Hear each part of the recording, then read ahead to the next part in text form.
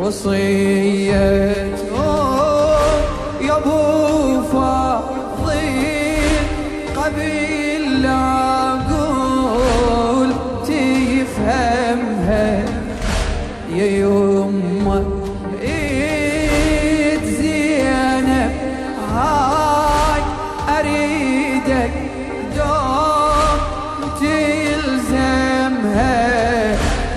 هي امك وهي اختك واريد انك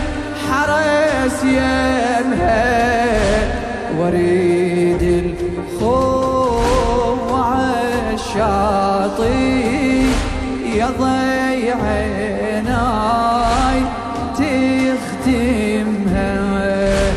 تختم إذا نزعل يوم إذا نزعل دوم اي والله إذا نزعل يوم أنا أزعل دوم وفحكر باي يا ولي